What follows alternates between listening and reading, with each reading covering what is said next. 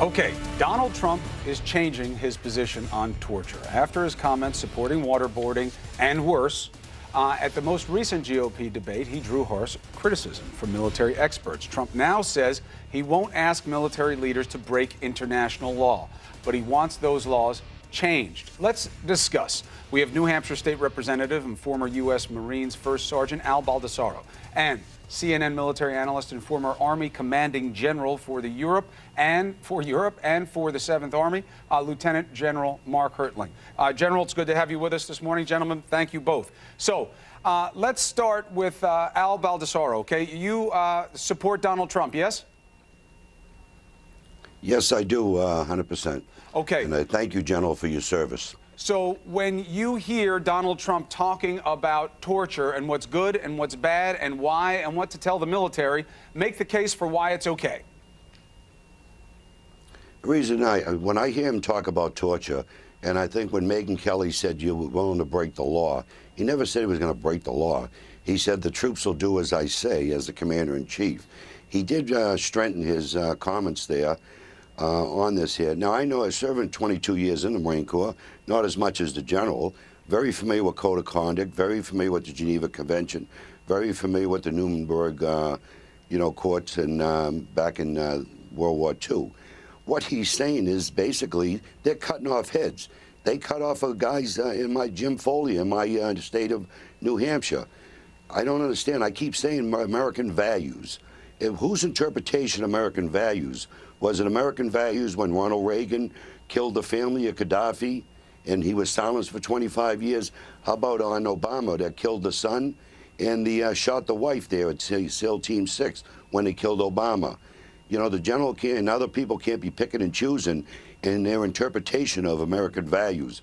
Donald Trump's right on, but he's willing to go to the legislators. You're talking about the takeout of Osama bin Laden there as one of your examples. General, what's your sense?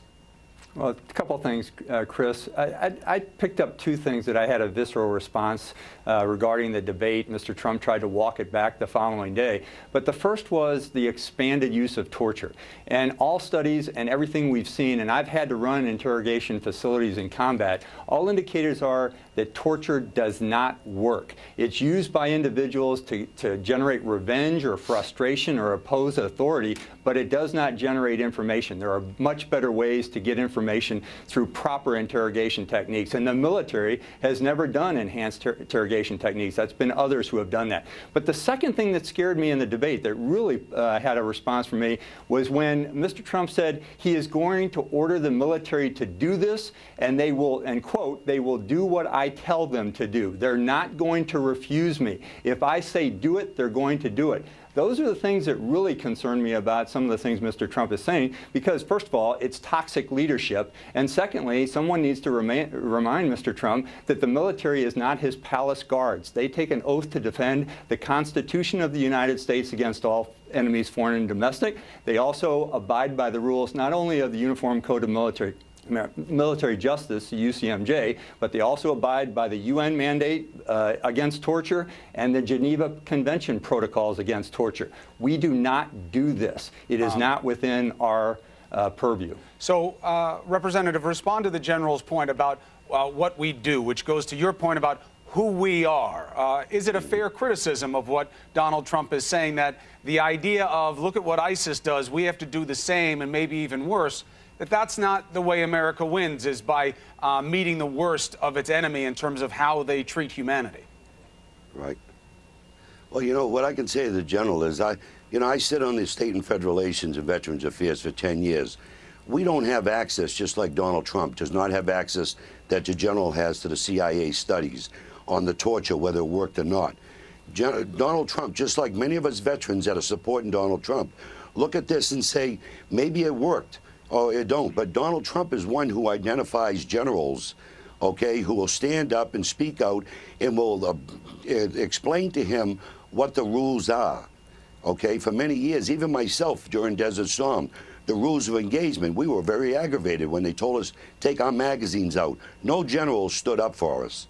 The generals in the past of me growing up are examples of America. I wish we spent more time fighting for that veteran that's being kicked out of the Army there for going after a police officer after he raped a little boy. But yet we're talking about trying to read between the lines what Donald Trump said. And many of us veterans support Donald Trump. I understand that, but not trying to read it through the lines at all. I'm reading right on the bold-faced parts of the lines, Representative, of what he said in different iterations of this. General, final word. Well, I think that's the point, Chris. What we're hearing from a lot of the candidates, and I'm trying to remain as apolitical as possible, are things that just don't make sense. And some of the candidates are saying, hey, we're getting advice from the generals. And in fact, when Mr. Trump said this, he named two names, one of which wasn't a general that he's watched on TV. The other one was a general, and it was the wrong name. So what I would suggest is that he take some people under advisement and listen to them.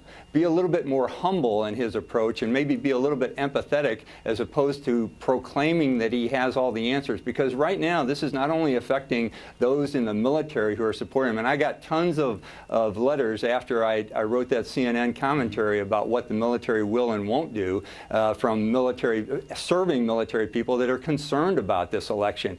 And, you know, I think we not only have to look at our internal military, but we look at how we're viewed around the world. This is not helping our cause in the fight against terrorism. General, Representative, thank you both for coming on New Day to make your points. Appreciate it, and thank you both for your service.